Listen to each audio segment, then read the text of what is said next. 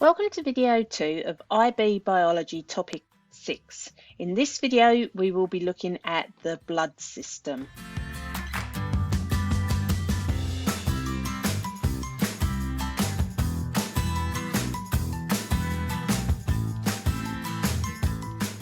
Okay, so the essential idea of this topic is that the blood system continuously transports substances to cells and simultaneously is collecting waste products. This is going on all the time that you're alive. Okay, so it's the transport system around the body, taking required substances to the cells to be processed in metabolic reactions, and the products from those reactions being taken from the cells either to where they're required or as waste to be removed from the body.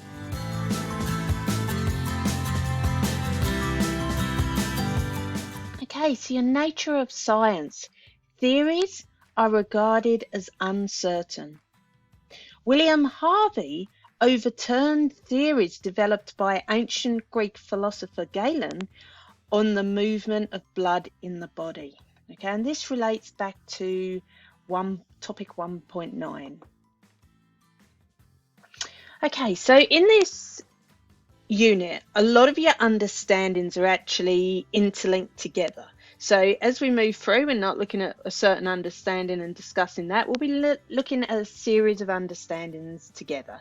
So first of all, our first section, we're really going to be looking at arteries, capillaries and veins and their role in this amazing transport system around the human body. So we're going to start off looking at the artery system within the human body. And arteries carry blood away from the heart.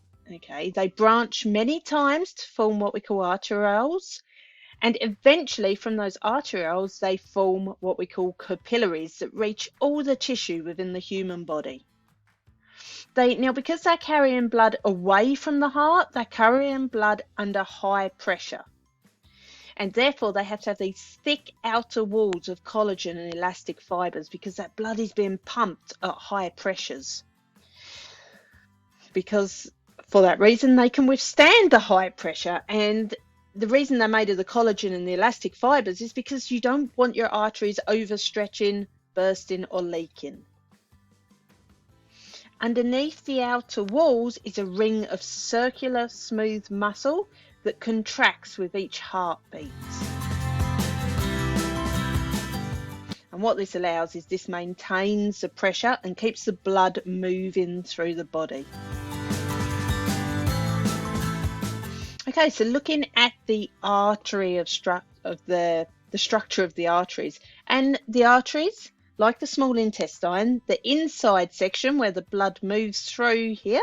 So in the small intestine, the food moves through. In terms of the arteries, the blood moves through. The inside section is called the lumen. Okay, now the wall of the artery is composed of certain sections. We've got the tunica externa, and this is the rough outer layer of connective tissue. We've got the tunica media. Okay, and this is in the middle. This is the thick layer containing smooth muscle and elastic fibers made of the protein elastin. And then we've got the tunica intima. Okay, and this is the smooth endothelium forming the lining of the lumen of the artery.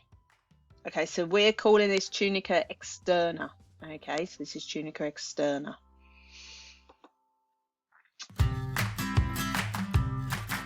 Okay, so that's the external wall of the artery.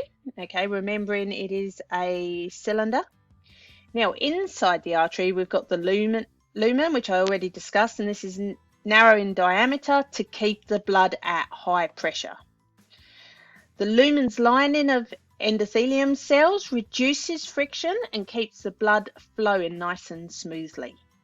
Okay, the thick outer layer of collagen is to give the artery strength so that the artery doesn't burst.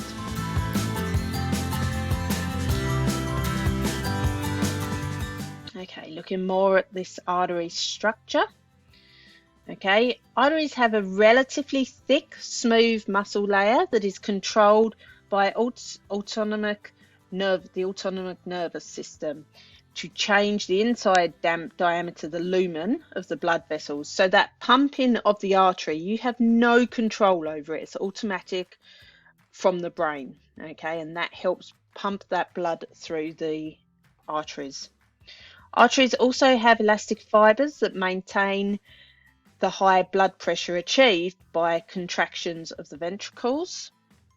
When blood is pumped into an artery, the elastic fibers are stretched to allow the artery to accommodate that increased pressure.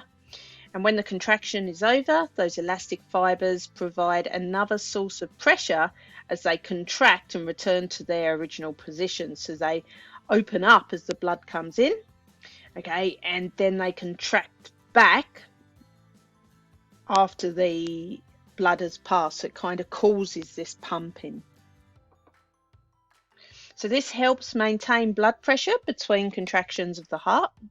And when arteries contract, vasoconstriction occurs, restricting the blood flow to arterioles and by reducing the size of the lumen. Okay, so imagine the artery contracts, less blood is then going to the arterioles, and we call that vasoconstriction. And then the artery relaxes, the blood is forced through into the arterioles. Vasodilation occurs when an increase in lumen diameter occurs, increasing the blood flow then to the arterioles. I said that in not so many words. All right, so how do we get from the arteries to the capillaries? And we said through this network of arterioles. When the blood leaves an arteriole, so we've gone artery, arteriole, it then enters what we call the capillary bed. Okay, and it's not a single capillary as such. The capillary beds are webs of capillaries. When the blood enters the capillary bed, much of the blood pressure is then lost. Okay, blood cells make their way through capillaries one cell at a time. So blood capillaries are very, very small. Chemical exchanges always occur through single cell thickness capillaries because the walls of the arteries and veins are too thick. So any exchange that's occurring in and out of the blood occurs at capillaries. Okay, so let's have a look at the structure of these capillaries then. The capillary wall consists of one layer of very thin endothelium cells with pores between each of those, or between those cells. The lumens are only about 10 nanometers thick. This allows part of the plasma to leak out and form tissue fluid. So it's very, very thin and very porous. Plasma is the fluid in which the blood cells are suspended. So you know you've got that blood plasma around our blood cells. We looked at that in Unit 1. Tissue fluid contains oxygen, glucose, and all the other substances in the blood plasma apart from large proteins. The fluid flows between the cells in the tissue, allowing the cells to absorb useful substances and excrete any waste they need to remove. The tissue fluid then re-enters the capillary network and the blood cells then take them back up to remove it. Okay, so we've gone from the heart to the arteries, to the arterioles, to the capillaries. We've done our nutrient exchange at the capillaries. Now, veins carry the blood from the capillary network, okay, so from those body systems back towards the heart. Small veins are called venules, and these collect the blood from the capillaries and join back to the larger veins. Veins have thin walls with less elastic tissue and less muscle and a wider lumen than the arteries. There's no pulse in veins, so you only feel a pulse in arteries. Veins carry blood under low pressure with a large lumen able to hold large volumes of blood, and it's quite slow moving compared to the artery. The thin walls are compressed by adjacent muscles, which helps squeeze the blood along. They have valves, veins have valves to prevent any backflow. And you can see the valve there at the top of the diagram. Okay, so that reduces or stops any backflow. Okay, so let's have a look at the circulatory system as a whole. We've looked at our arteries, we've looked at our capillaries, we've looked at our veins. Let's piece that all together now and see how it all works.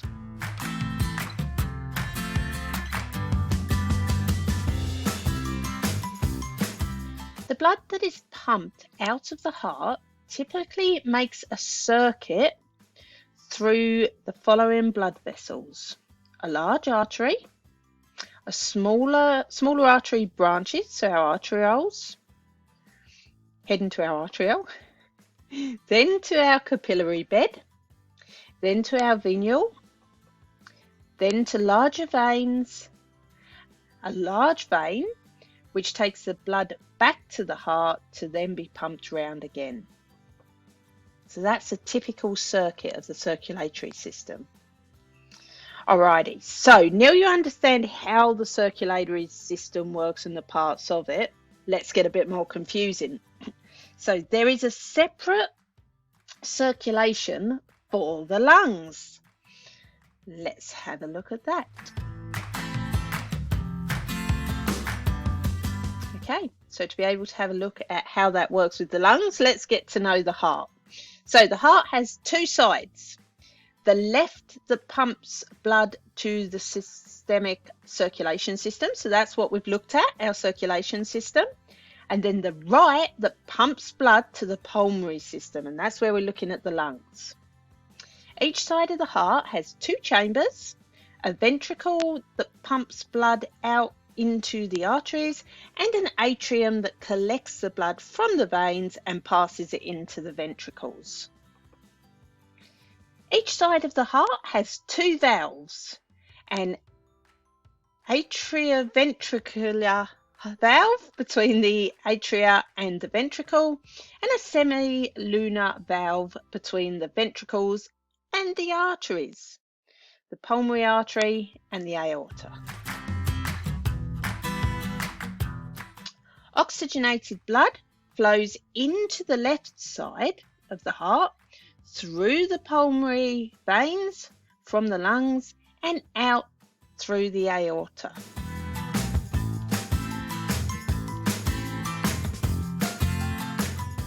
Okay, so now our understandings about the heart. So we've looked at how the heart works. We understand that the heart has two separate sides, one that's servicing the lungs, that's the pulmonary side, and the other side servicing the circulatory system. Now, the heart is quite fascinating because the heart has these things called nodes that act as pacemakers, basically ensuring that the heart pumps at the right pace. Okay, now some of your understandings are to understand how these nodes work. So let's have a look at that. Okay, so the sinoatrial node, which is the natural pacemaker. At the start of each heartbeat, the sinoatrial node, known as the SAM, produces an impulse which stimulates both atria to contract. Okay, so the node stimulates the atria, telling it to contract. A second structure, the atrioventricular node, the AVN, located at the base of the right atrium, you see it there in the diagram, is also stimulated. So the atria is contracted, now the AVN has been stimulated. There is a 0.1 second delay before the AVN is stimulated until the atrial contraction has finished. Then it travels down to into the ventricles. It transmits the impulse down the modified muscle fibers, known as His and Purkinje fibers, stimulating the ventricles then to contract. So you're looking at these nervous messages, nervous signals going from the SAN to the AVN, okay, telling those, the atrium and the ventricles, when they need to contract to pump the blood.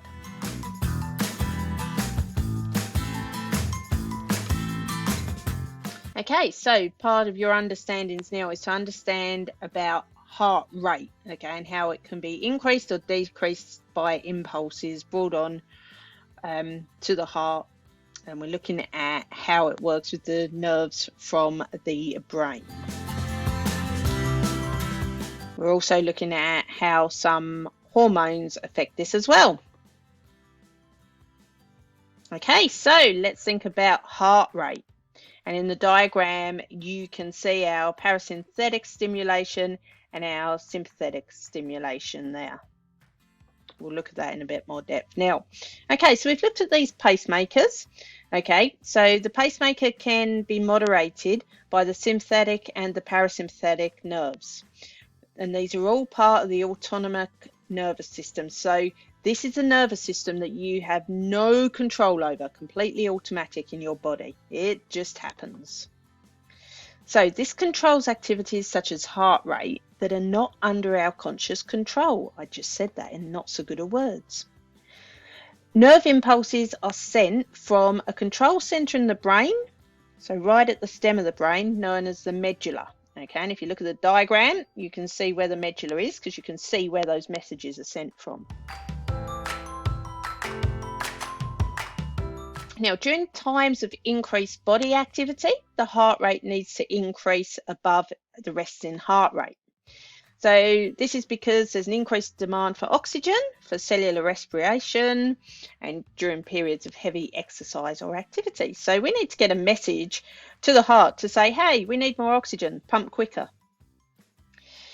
So there's also a need, obviously, to get rid of the waste products from respiration, because if we're respiring more and more, we've got more waste products. So we need this blood to be pumping around quicker. We need the transport system happening quicker. Otherwise, we're going to, A, run out of oxygen, B, get a build-up of too many waste products. So as we begin exercising, the medulla chemically senses the increase in carbon dioxide. Remember, in the medulla's in the brain. Nerve impulses to speed up the heart are then passed along the cranial nerve, called the cardiac nerve, to stimulate the pacemaker to increase its rates. It says, all right, we're about to do we're doing some activity. Let's get moving quicker. After exercise, the level of carbon dioxide in the bloodstream then starts to decrease. And this is another signal in the medulla by a different cranial nerve, the vagus nerve, and it sends a message to the SAN saying, all right, you can now slow that heart rate. The medulla monitors blood pressure and carbon dioxide concentrations using receptors in the arteries.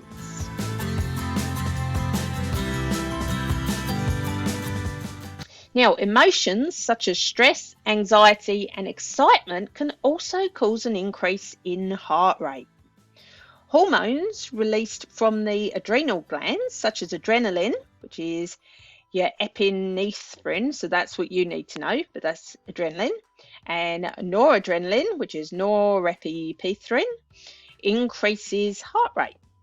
So these hormones are secreted and carried in the bloodstream to the heart. So they're your chemical messengers. So you've got the nervous system acting there, as well as the hormonal system, both acting to increase that heart rate. So here you can see the epinephrine concentration against exercise activity. Okay, and you can also see in the diagram the kidney and the adrenal gland there, and the traveling of that hormone to the heart. Alrighty, let's have a look at these two processes in the heart, diastole and systole. During the relaxation phase of the heart, which we call diastole, so diastole relaxation, blood returning from the large veins flows into the atria and the ventricles. So relaxation, blood is flowing in. A brief period of atrial systole then forces blood out of the atria into the ventricles when the atrioventricular valve opens. Okay, so we're flowing in and then we force out. Diastole, filling, relaxation, systole, pump, forcing out. The ventricular systole pumps blood into the large arteries when the semilunar valves open. Okay, so it's knowing when these valves are opening and closing.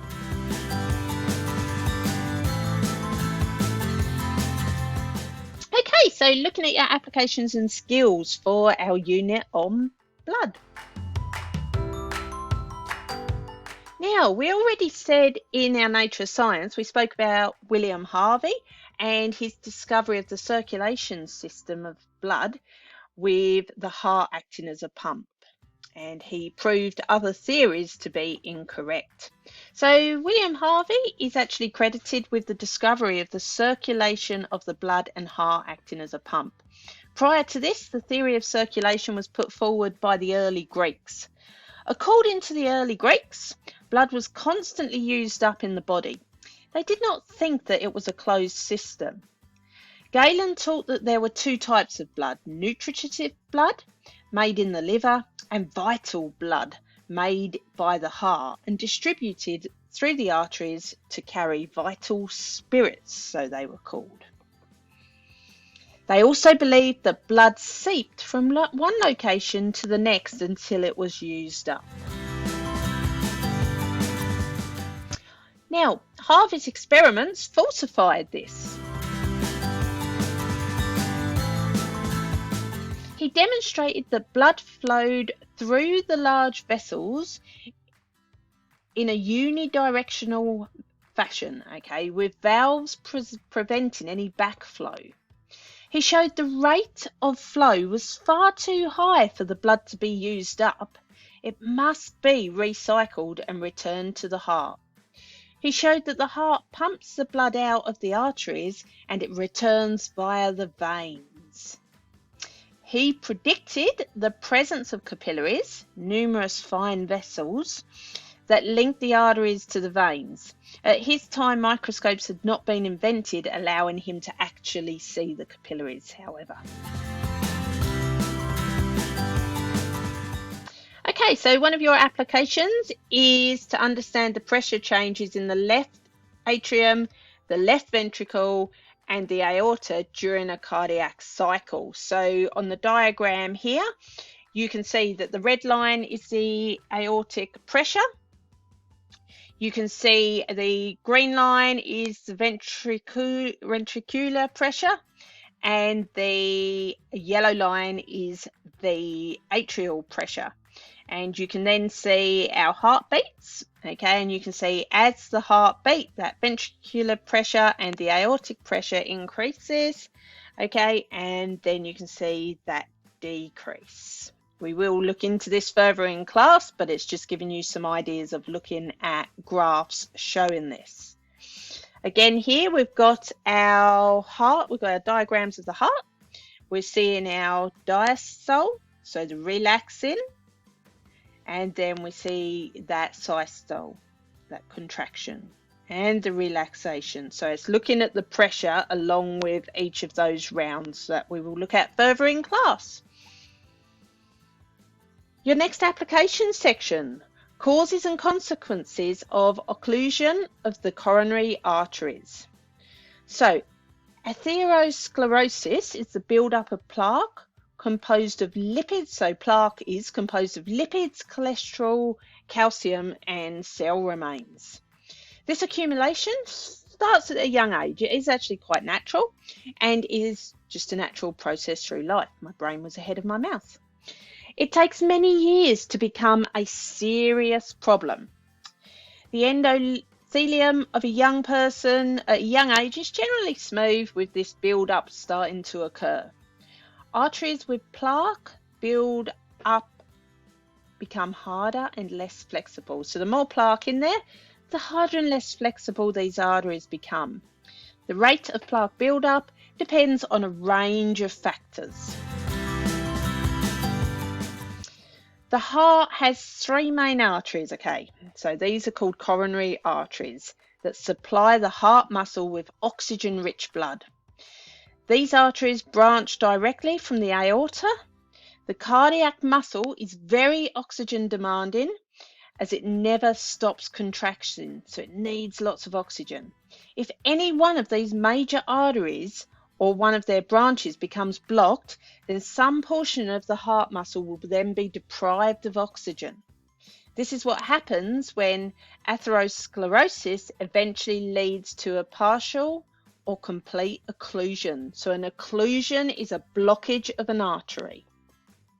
The term occlusion describes a condition when the plaque buildup has become so substantial that the blood vessel can no longer supply even a minimally healthy volume of blood to the tissue that it feeds, remembering then that heart tissue is not getting that oxygen.